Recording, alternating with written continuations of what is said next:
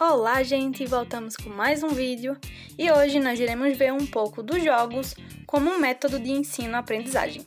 E vamos pro vídeo! Então, primeiramente é importante falar que existem vários outros tipos e modos de metodologias que você pode utilizar na sua aula para deixar mais atrativa, mais interessante para o aluno. Hoje nós vamos falar um pouco dos jogos como uma forma de ensino-aprendizagem na sala de aula.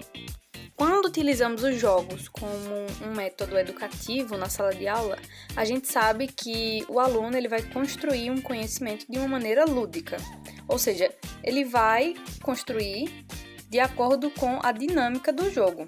Ele vai estar ali pensando o que ele pode fazer, qual que é o próximo passo.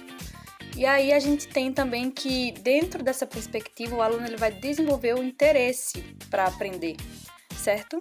Então, por exemplo, ele vai estar ali colocando a concentração, a motivação, ele vai estar estimulando ações e muitas outras coisas que as atividades lúdicas costumam despertar nos alunos, né? E aí, gente, o Jean Piaget, ele costumava dizer que o jogo é fundamental para o desenvolvimento da criança, né? Que a atividade lúdica é o berço das atividades intelectuais da criança. Sendo por isso, o jogo se torna uma prática indispensável dentro da pedagogia.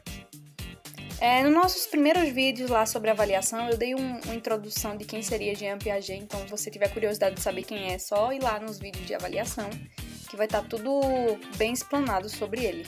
Mas voltando aqui para o que realmente Jean Piaget acreditava, o jogo de fato ele é fundamental para o desenvolvimento da criança. Mas a gente sabe também que, por exemplo, o ensino médio, ou ensino fundamental 2, que é aquela parte do 6º ao 9º ano, estão entre a faixa etária de pré-adolescente e adolescente. Mas utilizar os jogos com esse público maior, também é uma forma viável para que a gente consiga despertar esse interesse deles em compreender assuntos. A diferença é que, por exemplo, para uma criança, o jogo ele vai ser apresentado de uma forma mais fácil, né? Dependendo do que você queira passar, transmitir de conteúdo para a criança, ele vai ser um jogo mais simples. Já para um pré-adolescente, um adolescente de 8º ano, por exemplo, o jogo ele vai ser mais elaborado. Por quê? Ele vai ter literalmente esse intuito de fazer com que o aluno pense e elabore uma estratégia correta, né?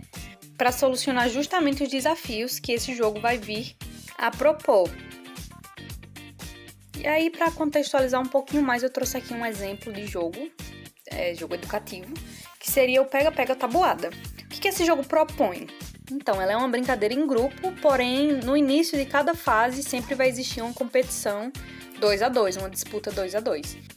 O foco desse jogo, o foco principal, é que os alunos consigam responder questões contextualizadas de maneira mais lógica, mais racional, né? E mais rápida. Então, o que é que ele propõe?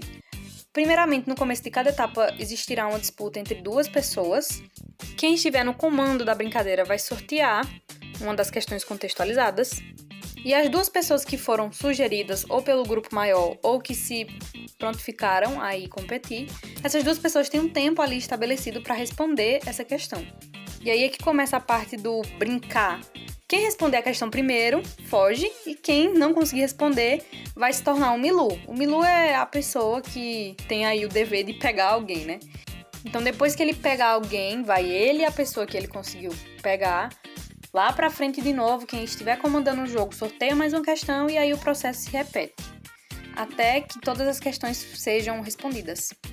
E aí o que vai basicamente determinar a dificuldade desse jogo é o nível de questão contextualizada que o mestre, né, vamos dizer assim, a pessoa que está comandando, vai elaborar. Então ele pode ser tanto um jogo simples como um jogo mais difícil, um jogo que exija mais do aluno para pensar mais rápido, e ainda mais se for um aluno competitivo, né? Que a gente sabe que tem muito aluno por aí que é competitivo e quando se trata de competição quer ganhar a todo custo. Então vai exigir um pouco mais se for questões mais bem elaboradas, com mais detalhes. Mas isso aí fica a critério de quem for desenvolver as questões. E aí no próximo vídeo a gente vai ver um outro jeito de implementar a tua aula, que seria implementar os desenhos animados educativos no momento que tu tá dando tua aula. E fiquem ligados que vai sair conteúdo extra lá no Instagram, viu? Eu vou botar lá um pequeno desafio para vocês tentarem resolver.